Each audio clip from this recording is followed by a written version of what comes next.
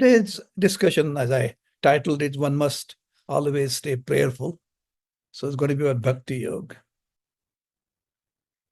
In the last session, we studied at great length Karma Yoga with two critical statements. Samatvam Yoga Uchyate.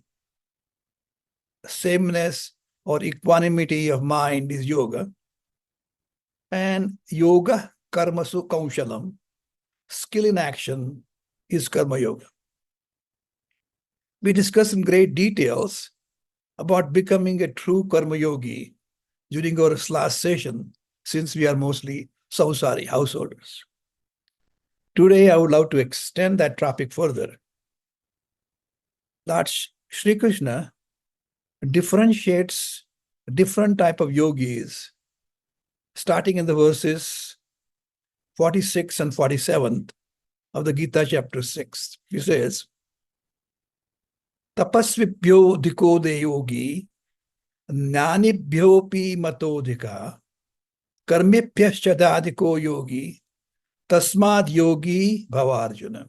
He continues, yoginam api sarvesham, madgatena antaranatmana, shraddhavan bhajate yomam, same yuktatamo mataha. What Lord Sri Krishna is recognizing with great admiration is every type of a committed individual, one who is pursuing the path of enlightenment, such as a Karma Yogi to the path of Karma Yoga, a Tapasvi pursuing the same goal through Dhyana Yoga or through meditation. These two are mumukshus trying to gain full understanding of their true identity. However, Sri Krishna says in these verses, that yogi who worships me with total devotion and thus most intimately connected with me has already accomplished that goal to gain the knowledge that his Atma is none different than Brahman. He knows A is equal to B. And that person he is saying is the best, Mataha. Sri Krishna is laboring was Utkrishta, the most outstanding or the most exalted. So, Shraddhavan bhajate yoman, same yukta tamo mata. So, in last 47th verse says, yoginam api sarvesham, of all the yogis, madgate nantaranatmana, shraddhavan bhajate yoma. That means this person who is worshiping me with total devotion and is intimately connected because he knows he's already same as me, he considers him to be Mataha, Utkrishta, the most exalted. Such individual has already gained the prized and sacred wisdom in the process. A is equal to B, I told you. Atman is equal to Brahman. Nahi jnanena sadrusham, pavitram iha vidyate. 38th verse of 4th chapter. Lord Shri Krishna describes this yogi as an accomplished individual who continues to contemplate on Parameshvara with absolute Shraddha even after gaining the wisdom. And he says, Shraddhavan bhajate yomam, same yukta tamo mata. Lord Shri Krishna says, that is 47th verse, 6th verse, one who has faith in the words of the teacher, Shraddhavan, who is committed to that knowledge, and who is master of one's senses, gains the knowledge. Having gained this knowledge, one immediately gains absolute peace. And again, the similar statements he is made in 8:14, 9:14, and 9:22. So 9:14 goes like this. Satatam kirtayanto mam yatantas chatudavata namasyantas chamam bhaktya nitya yukta upasate. The 22nd verse of the same chapter, 9th. He says, Ananyas chintayo mayam ye jana paryupasate tesham nityabhiyuktanam yogakshemam vahamyam. If I want to translate the last verse, those people who see themselves as non-separate from me. Ananya antishyantayo. They continue ananya, not separate from me. Recognizing me, gain me. For those who are always one with me, I take care of them, what they want and what they want to protect. Yoga is what you want to acquire, and kshema is to protect. Yoga kshemam vahamyam. Similar comments all through the Gita. For example, in 10.9 and 11.55, he was singing 11.55, he says, Mat karma krut mat paramo, mat bhakta sangavarjitaha, nirvaira sarvabhuteshu, sav mameti pandava. The one who does all actions for my sake. Mat karma krut paramo. The one who does all actions for my sake, that means offers all the outcome to Ishvara, for whom I am the Paraman, for whom I am the ultimate, who's devoted to me, free from attachment, free from enmity towards all beings, comes to me, Arjuna. Sam mam eti Pandava. Such devotee sees divinity in each and every living entity, loves and respects it, and maintains no enmity whatsoever, and comes to me, Parameshwara, and stays with me always. Over the years, 46 years to be precise, we have studied in our Sunday discourses the quality of an ideal devotee several times over. Professor Prasanna Kumar, in prior discussion, has brilliantly reviewed 39 qualities of an ideal devotee, one the dearest to Ishvara, starting with Adveshta Sarvabhutanam, Maitra Karuna Evacha, Nirmamo Nirankara, goes on till 19th verse of the 12th chapter. So if I want to translate that, all these verses quickly in English, it could be translated, such a devotee is one who nurtures no hate, envy, or egoism, who is gracious, compassionate, stays same in the face of pain or pleasure, who is tolerant, self-controlled, firm in resolve, fixed in devotional practice, and whose mind and intellect are fixed on Ishvara. Such a devotee, he disturbs no one, is never ever perturbed by anyone, and unattached to happiness, impatience, fear, or anxiety. In addition, he is not dependent on the results of his action.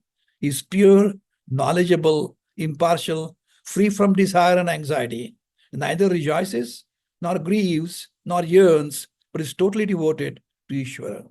Such a devotee treats friends and enemies equally, is balanced in honor and disgrace, heat and cold, happiness and anguish, and remains free from attachment and unconcerned about praise or censure.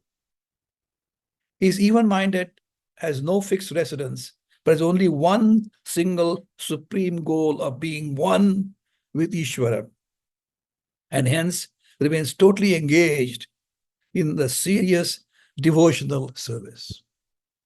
Now, there are 74 consecutive verses where Sri Krishna speaks alone and is described as Gitamritam from Gita.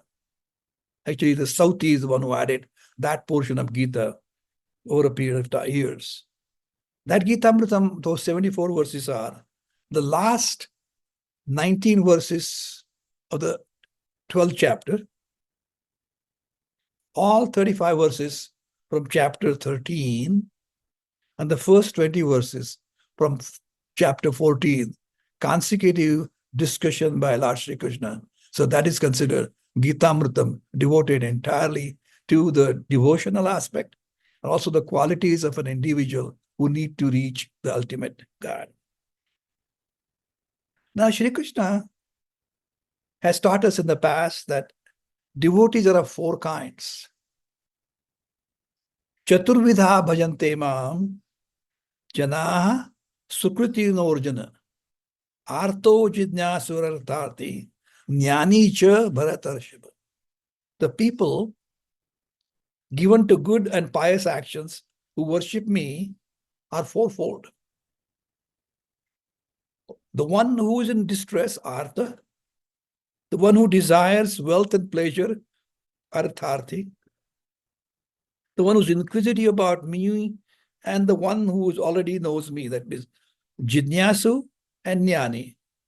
That means one who is inquisitive about me, and the one who has already knows me and has gained absolute knowledge. Hey Arjuna, Bharatarshava, foremost among the family of Bharata, the Gita chapter 16th verse of the 7th chapter. There are plenty of stories to go with such 4 kinds of devotees. I like stories, of course. If you remember the story of the king of elephants, Gajendra, details how Gajendra was rescued from a fierce crocodile. Egoism was in him. He was showing off, I can fight anybody. When he realized that he was about to be killed by that crocodile, so he screams out, cries out for the help from his heart. And at that time, when he, with devotion, called for Lord Vishnu, he appears on his Garuda and saves that Gajendra Moksha. That means he is Artha, he's screaming like people many times come to the temple.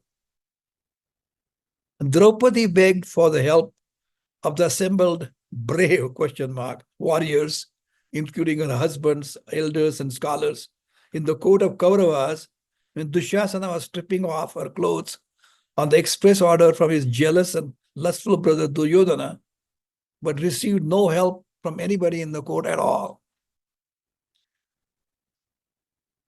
After her screams for help, God in Krishna's form instantly rescued her from that tragic and embarrassing episode. These are examples we can recognize as those screaming for help only when they are in the crisis mode, needing help, Artha. Now, the stories narrated during the Satyanarayana Puja are about individuals to pray to gain some tangible gains and can be classified as artharthi. The majority of the yajnas and puja rituals described in Vedas and performed by the devotees in their individual places or at the temple are exactly in the same category, artharthi. Even done the rituals to reach heaven, these are also artharthis. When Arjuna realized, now third category now, when Arjuna realized that his purpose of life will not be fulfilled even with victory of the kingdom and pleasures that go along that victory, he promptly surrendered to Lord Sri Krishna in the 7th verse of the 2nd chapter, Shishya. He said that his heart was filled with darkness of ignorance, and his path is remaining dark. He stumbled at every step and wanted to gain viveka for the correct action to be undertaken for good outcome in the long run, Shreyas, and not simply that is pleasant for transitory gains, prayers. He prayed for the lamp of knowledge, gaining which Arjuna thought nothing more would be left to be gained in life. At this stage, he prayed as an individual curious to learn, Jidnyasu. The final category of the devotee who prays is the one who has already gained the wisdom and has been blessed with divine vision. The key is to remember that being prayerful is an absolute must for everyone, even for an individual who is enlightened. In life, more than not, it is impossible for us to decipher the whys and wherefores of many happenings. But all the favorability of those laws is extremely important for the success of our timely efforts and hard work. For that, we must pray to that entity that is in control of all these laws of nature. Ishvara may be called by different names by individuals from the same or different faith, but God who created this creation, the cosmos, is only one. prayers sung in different languages, sung by individuals from the same or different faiths, reach exactly the same God. His zip code is exactly the same. Prayer means to entreat, to request, to make an humble plea. There is a humility in prayer. It involves a keen awareness and acceptance of one's own limitations, as well as of the greatness of God or any other entity one prays to. In the prayer, there's a trust, there's a conviction that not only that entity, for me, I've posted as God, Ishvara, that entity is omnipotent and therefore thoroughly capable of capable of giving anything that the God, and that when I'm saying God, I'm saying he or she. To me, God is both masculine and feminine, and God is also merciful. Everything is possible with his or her grace. In prayer, there is an attempt to invoke the grace of Ishvara with humility. You might say, is that God equally kind to us all? Aren't we all his children? Then why should God shower the grace upon one and not other? Is God partial? No. God is not partial. God is showering the grace equally upon each and every one of us. That's exactly what God is doing. And as yet, an individual's efforts must be there as well. Sun brightens the entire world. But we need to open our windows and curtains to let that sunlight come in the house. Don't complain it's dark, but your windows closed, the curtains drawn. The breeze is always blowing on Lake Minnetonka, where my family has been blessed to live for the last 45 years. However, one needs to navigate the sailboat with skill and know-how to manage those winds to reach the pre-planned destination, your efforts. One can enjoy the pleasures of walking in the rain and getting soaking wet just for the fun of it, as I always did as a child and wanted it, and did secretly, and I confess, against my parents' wishes. But I felt one would remain totally dry and miss out all the fun if someone were to open the umbrella on the top of my head. The warmth of the fire is always there, my friends, for anyone to enjoy, even in cold Minnesota. But one has to approach that fireplace to keep yourself warm. Similarly, we have to open the gates of our heart to experience that grace of God, which is equally on each one of us. Prayer opens the door of our heart. We can also experience God's grace if we simply fold up our ahankara, ego, which is akin to an open umbrella that kept away the refreshing rains for me.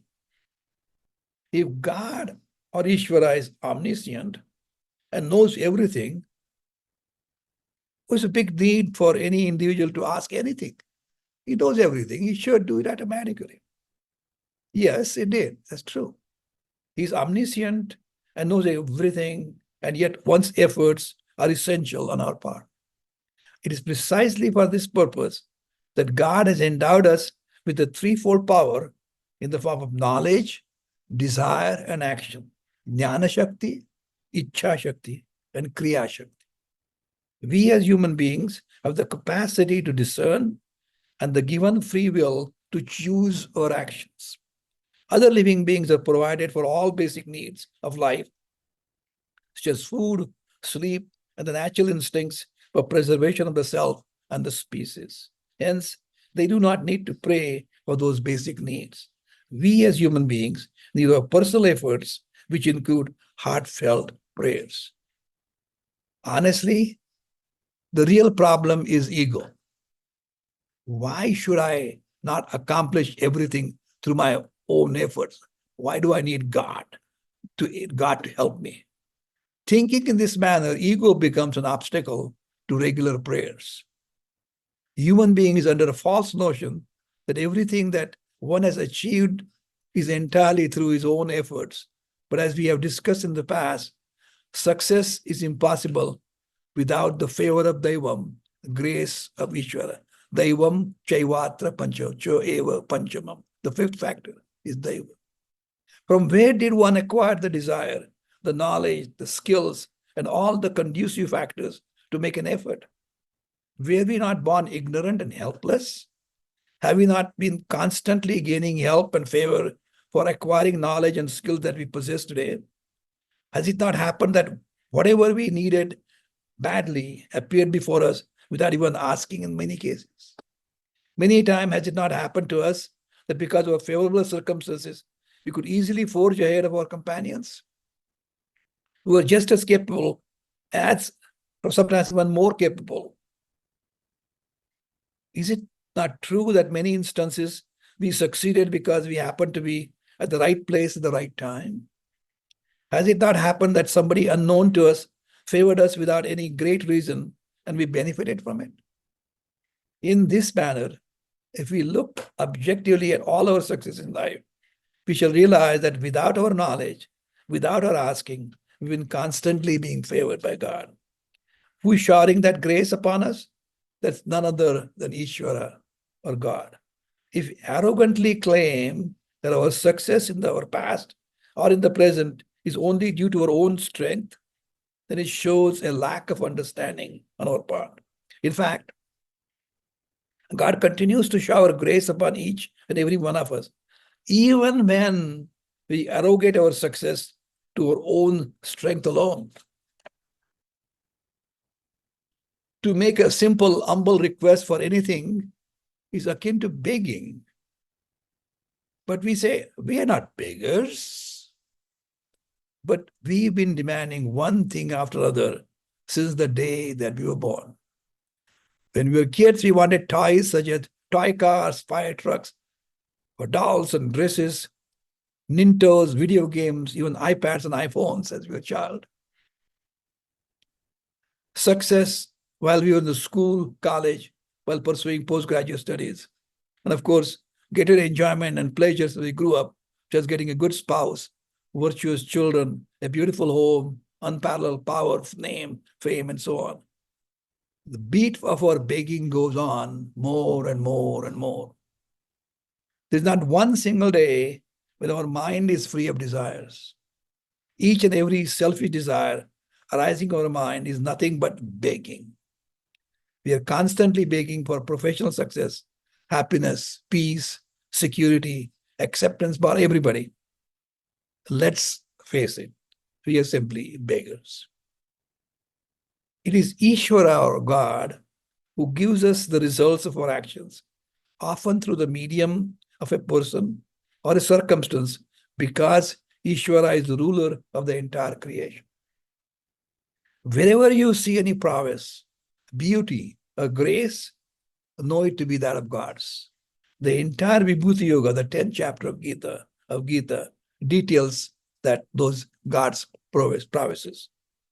Being a true karma yogi, dhyana yogi, or bhakti yogi is simply to prepare the individual to gain the knowledge of his true nature to be enlightened. Many scholars who are given or maybe placed a greater value on bhakti yoga that we're discussing today. Santa Jnaneshwar, enlightened at a very young age, knew samadhi at a very tender age of 21 years, having contributed immensely, considered bhakti as fifth purushartha, called it panchama purushartha, on the top of the other four. If I may pick up Jnaneshwari, Chahu Purushartha Shri Bhakti Jaisi, in Jnaneshwari 18th chapter, 867, OV. Chahu Purushartha Shri on the head, Bhakti Jaisi. Many of his contemporaries who achieved in Pandharpur the state of enlightenment felt that exactly the same way, being a devotee. Bhakta of Lord Vithoba was far more enjoyable since they were able to avoid enormous physical discomfort that accompanied penance. Strict discipline essential for karma yogis, and intellectual calisthenics needed for Sankhya yogis. Approach through bhakti was open to all individuals, whether one has formally educated been on or whether one has enlightened guru.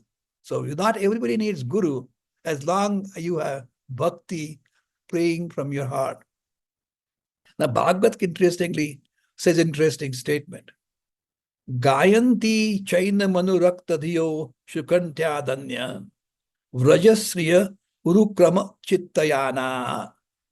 In Bhagavad 44:15, if I were to translate in English, all these gopis who perform all their daily activities while singing the praise of Lord Krishna, by keeping him in their hearts and tears and love and joy in the eyes for Lord Krishna, are indeed true bhaktas. They may be appearing to do only mundane work, their daily activities, milking the cows, making the curds, then churning those curds to collect the makhan, the butter, singing the lullabies for little babies in the cradle, cleaning the courtyard around the house, and also carrying out all other household chores. These simple activities, but keeping Sri Krishna in their heart when they are performing it, these are indeed true and enlightened bhaktas, Bhagavad says. Now, it's an interesting thing to see how people evaluate people, talking about who would be classified as somebody who's kind of despicable in the society, who needs to be condemned. There's a wonderful verse comes to say, Kechit vadanti dhanahina jino jaganya. Jaganya is the one despicable or the one who needs to be condemned. Kechit vadanti dhanahina jano jaganya. Kechit vadanti gunahina jano jaganya. Now, some consider that one who is poor, dhanahina jano, and has no money should be criticized or condemned. Or modern society. If you have money, you respect it. But some consider that individual to be the one who has no redeeming qualities in his character. Gunahina jano, jaganya. But what does Vyasa say? Vyaso budatyakila shastra vidam varanyo narayana smaranahina jino gaganya. Now he says, sage Vyas, the most learned of amongst the sages, who put together all the scriptures, including Vedas for us. But Akhila Shastra Vidam Varanyava, that one, considers such an individual to be the one who forgets to pray God Ishvara regularly. Narayana Smarana Hina Jana Jaganya, the one who forgets to pray to God regularly. So prayer is an absolute must for everyone, whether somebody is Artha, Artharthi, Jidnyasu or Jnani. So, Chaturvida bhajante mam, jana sukritorjana, arto jidnyasu artharthi, jnani cha bharitarshava. Last time, I commented briefly on how an individual reaches a state of enlightenment, going through several stages of blessing, krupa or anugraha, from his enlightened guru.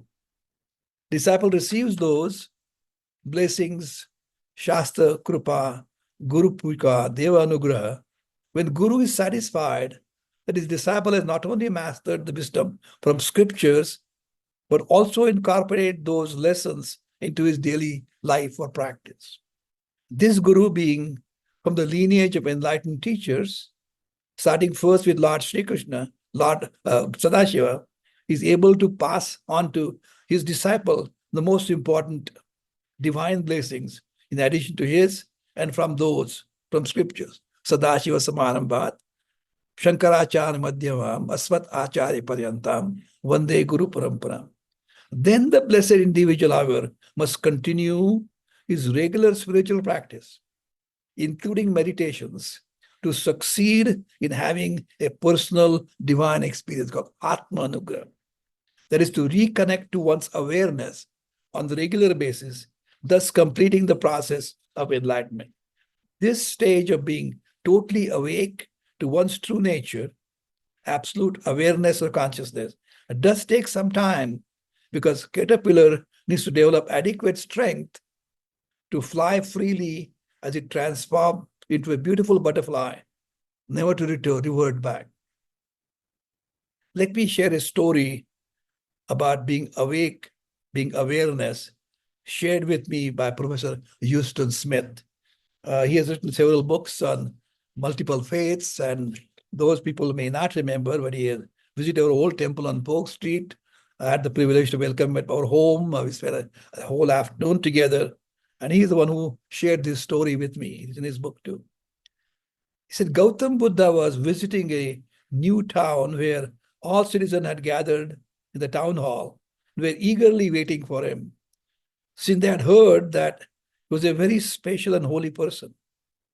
After welcoming him on his arrival with flowers, they offered him a seat of high honor, and they asked Buddha, "Are you a god?" "No," he replied. "Are you an angel then?" "No." "A saint?" "No." "Then who are you? What are you?" Replied Buddha, "I'm awake." Indeed, he was totally awake to his inner awareness or his inner consciousness. Buddha was enlightened. Based upon some questions again posed to me last time on this topic after the discussion had ended, I shall conclude today's session by commenting as to how such an enlightened individual lives. Such an individual lives in the same place, eats the same food, dal bhaji, roti, but this transformation allows him to live in full awareness. Such enlightened individual, while living, Jivan Mukta, lives in the full spirit of awareness. For him, his human life is a divine gift. He experiences true nature of eternal awareness with limitless bliss and happiness. He knows that this gift of human life is a journey, not just to achieve, but now to fully experience and embrace. When he lives in awareness, each moment unfolds for him its hidden beauty. Much like a meaningful line in an enchanting poem, we keep on reading over and over and over again. Awareness transforms his mundane routines into meaningful rituals. When I performed the puja this morning, those become meaningful rituals. His struggles transform into growth opportunities, and fleeting moments of remaining life get into the timeless memories. His awareness not just seeing, but understanding. It is to be fully present, acknowledging the joy and pain, the ups and downs, and letting life flow with grace. One lives in awareness. He does not merely exist, he literally thrives. He finds beauty in simplicity, purpose in the present, and poetry in everyday rhythm of life. He advises then the friends, please take a pause from your hectic lifestyle. Just reflect, maintain your focus on your goals that you have set up for yourself, but remain grounded in your values. Live in that awareness, which is your true nature, and turn your human life, this divine gift, into a beautiful life story that will be ever experienced and written by you. I'll conclude today. Thank you. Thank you, Shashi. Prasanna here. That's very good. Karma Yoga has so many interpretations, and what you said is absolutely true. That is, cultivate the attitude of Prasada Buddhi, Ishwararpana Buddhi, and Prasada Buddhi. When young people ask me about Karma Yoga, I tell them there are certain things that you have to do. I do cooking, washing dishes, doing the laundry, taking care of the family. There's no use complaining about it. You might as well enjoy doing it. So enjoy doing what you have to do, to me, is Karma Yoga. Once I adopted that attitude, Karma Yoga becomes very easy for me. So I don't have to worry about all the technical details. It's a personal mindset. If I think it's an obligation that I have to do, then it's not Karma Yoga. Do it willingly, and while doing it, enjoy it. Yeah. Why not? So at my life, anything I do is enjoy life. That's my goal. That's Karma Yoga for me. As a matter when you, Sometimes people try to make a uh, distinction between Karma Yoga, Jnana Yoga, Bhakti Yoga, Raja Yoga, etc. But a careful analysis shows all of them are centered on the idea that whatever happens in your life, yeah, you are responsible for a certain part of it, but Daivanugraha is the very important thing that you have to always remember. right. There's no hard and fast line, sharp distinction I can make. A Karma Yogi is the Bhakti Yogi. A Bhakti Yogi is the Jnana Yogi. So it's very difficult to make sharp. It's good to differentiate those things for our understanding, but I want you to make sure there's many points of intersection. That Oh, absolutely. yeah, As we mentioned, even a person who's enlightened still does the prayers anyway. So yeah, even that's right. when for example, when I was describing those gopis in Vrindavan, when they do the mundane work as you were describing, they're also enlightened people. Yeah. They're the one true bhaktas. We're doing it because they're keeping heart in their heart, nothing but Lord Sri Krishna. So bhakti, karma is all part entirely, but everything comes to the same place, Prasanna. Absolutely. Yeah, Shankara himself was a great devotee. Oh, yeah. He was a Jnani. He was a Karma Yogi. Exactly. Everything. Yeah. Basically, Chaturvidha Bhajante Mam, Yeah. Jnani also does the same thing. Yeah. So enjoy life. Yeah, exactly. Thank you again. Appreciate Prasanna. Any other questions or comments? Yeah, Dr. Sane, just to follow up a little bit on what Prasanna said about the prasada buddhi and accepting the results, good or bad, with equanimity. Am I muted or am I okay? Can you hear me? I can hear you. Yeah. So it really requires a lot of maturity to accept the results which don't go in your own favor. And that's where the power of prayer is very powerful. Exactly. Because I think accepting the good results, it's It's very easy. it's a no-brainer. But being bold enough to accept the results that you do not foresee, that really takes quite a bit of maturity, and the power of prayer will hopefully get you through. So I think what you described today is very powerful in terms of the effect of prayer. Thank you. Oh, thank you. It's a pleasure. Thing is, that's what you do as a friend. So, what you say, that your real identity, and that real identity boils down to you're not really human even. I mean, human is one of your roles in probably millions of births, but to stay aware of that pure consciousness, or as Eckhart Tolle calls it, presence, and not identify back with you as the human form or human being that you have grown up to believe you are.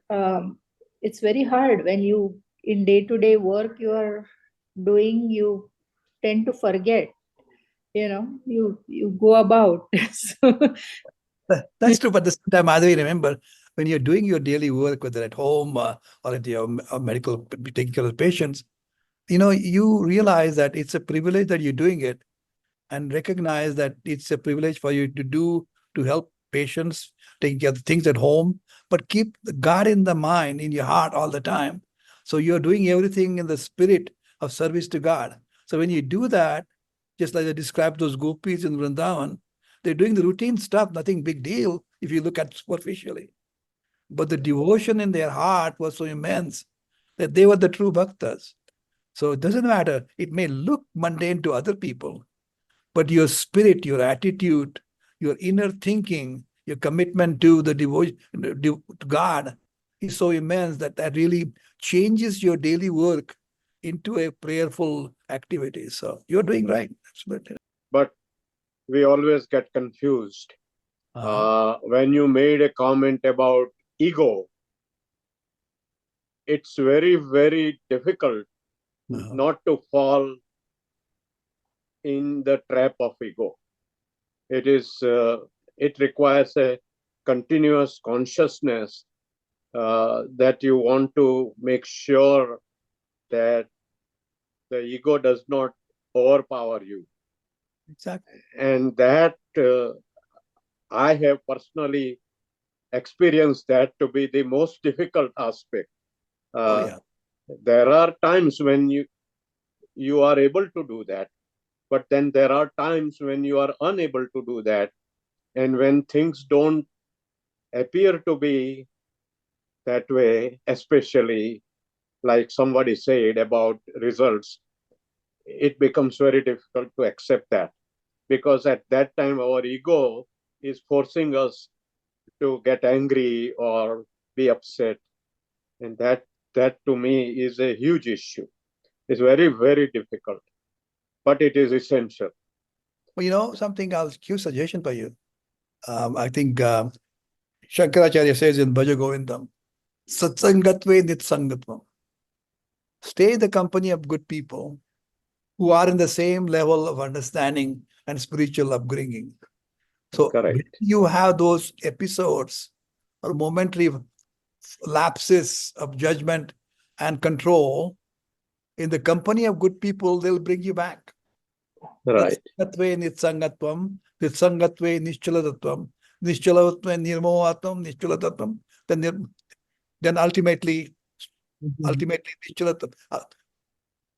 Satsangatve nitsangatvam, nitsangatve nirmohatvam, nirmohatve nischalatatvam, nischalatatve jivana mukti bhaja govindam. So that's exactly how it goes. So basically, that time you need to be in the company of people who are on the same path. They will go through up and down, and you support them. You're going up and down, they support them. So being in a company with similar understanding, the same journey, everybody benefits. So when we meet here on Sunday, it's exactly the same process. So somebody will treat you a thappad marna, you have to give, wake up, Parag, wake up, don't do this way. But that's what you do in a company of people on the same journey. Okay. Very, very true. Thank you. Thank you for that suggestion. Yes, it is important. So, Dr. Sane, in terms of Karma Yoga, when I'm doing an action or say even making a comment, right, I need to keep in mind Krishna, of course, because, but then comes the person who I'm speaking to, the admirers, the critics, and, a whole lot of, how they will take it. Sure. So it just adds complexity, because if I just think, okay, if whatever I'm doing is devoted to Krishna or, God, and so I just go ahead, do it, and no one likes it, no one wants to, the impact can be disastrous just because I'm in my zone saying, oh, I am doing something for the, whatever Ishvara says to me. The thing is, you don't have to say anything. Your actions speak louder than words. So that thing, both person who really benefits are when you're right. It's yourself, you're doing it. I mean, I admire the work that you do for the community. It doesn't matter whether other people recognize or not. People are in know, certainly admire it, but don't do it because somebody's going to admire it. In the process, you'll find that when you do unselfish work, you find that you benefit much more than what you give. When we take care of the patients, trust me, is no greater pleasure than helping somebody who is in need.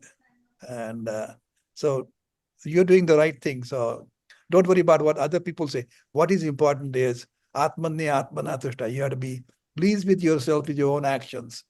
And then you're not disturbed whether they criticize you or praise you.